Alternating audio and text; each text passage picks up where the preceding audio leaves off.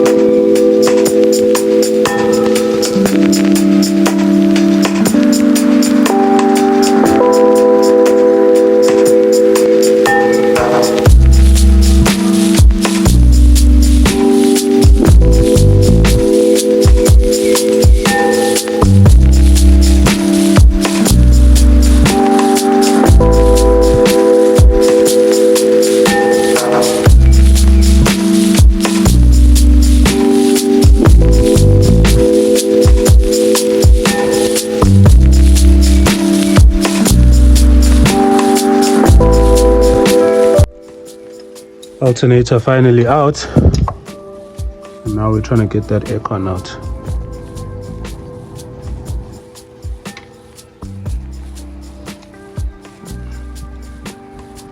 The intake's also out.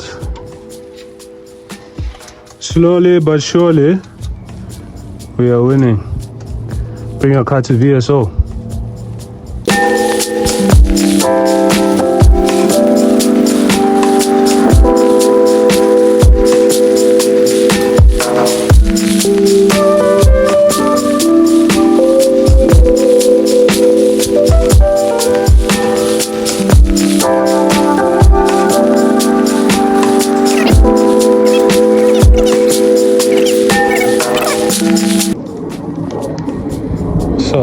still a few more bolts to get done on the gearbox to disconnect it from the block, but we've managed to move majority of the stuff out of the way. So now we're just tying this engine up to connect to this bad boy crane over here, and then yeah, the first half of the job would have been sorted. We now needed to drain oil from the sump, which is connected to the bottom of the engine, just to make sure that we wouldn't have a messy job once we actually removed the engine from the car and drained it on the crane. It's a lot cleaner this way. As you can see, we've got the drain pad right underneath just to catch all the oil, and making our job much easier. And then once we got the new engine in, or if we do decide to repair this one, that would be done. We then proceeded to pack up some of the tools and the containers, not because the job was finished, but because we wanted to make some space for the for the crane to come through, so that we'd have enough room to start jacking up the engine, lifting it out of the car. So that's what you can see us doing here, just shifting, making more room so that we could work.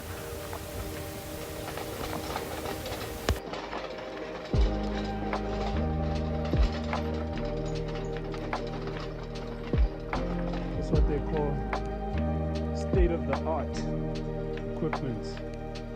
You know what I'm saying?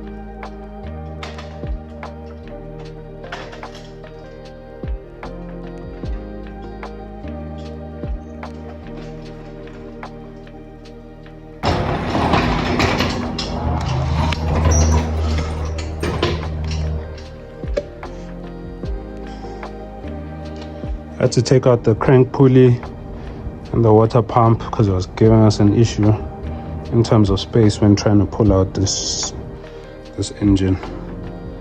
So having a bit of trouble disconnecting the block from the gearbox because the shaft is still in, but I'm sure we'll get that sorted out now. So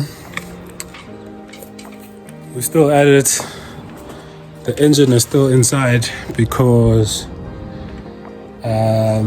there's an issue, well, not a big issue, but we are basically struggling to disconnect the gearbox from the block because the clutch plate is basically locked in, and the only way to loosen it is a piece that's connected to that handle there.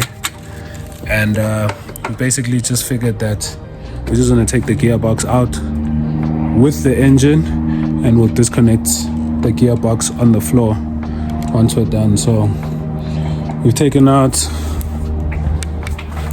this wheel over here and the CV joint, and we're doing my brother's pieces on the other side, you know. It's got pieces flying all over. Airplane passing by. But yeah, so a lot of slavery, but we're gonna make it. So we managed to pull this off. This is the crank pulley, and we're actually seeing that it's damaged here. So the timing on the engine is actually out, and we're not entirely sure what caused this damage, but yeah, big issue. So at least we have a little bit of a better understanding from stripping and examining, but we're still going to take the engine out and see what else is wrong.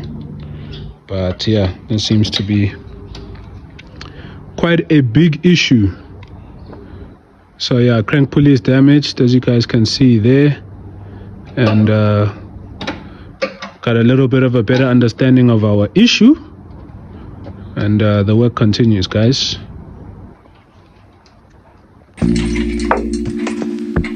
Second attempt at trying to take this bad boy out. Let's go.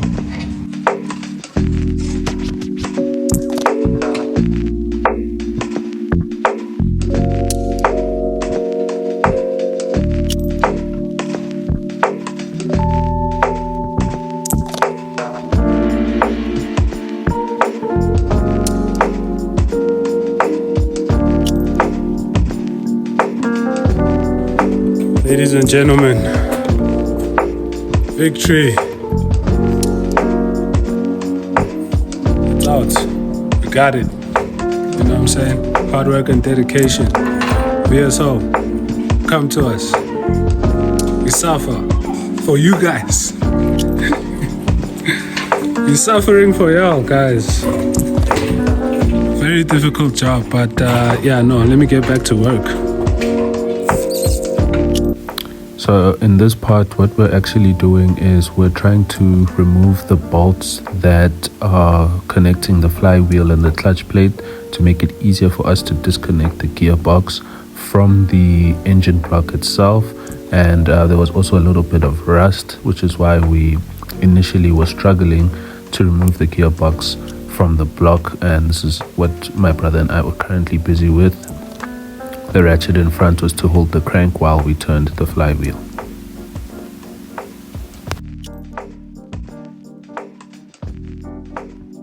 On to the next chapter. Gearbox successfully disconnected. It does never plug in.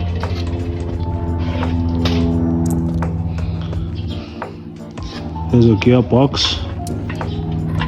He doesn't have a clutch either. The hard work's been done. As you can see, so just that crank is damaged. Looks like we're gonna need some new pistons as well.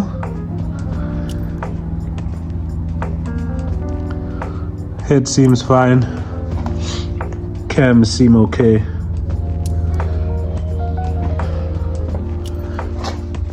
Hard work and dedication. Come to VSO, baby.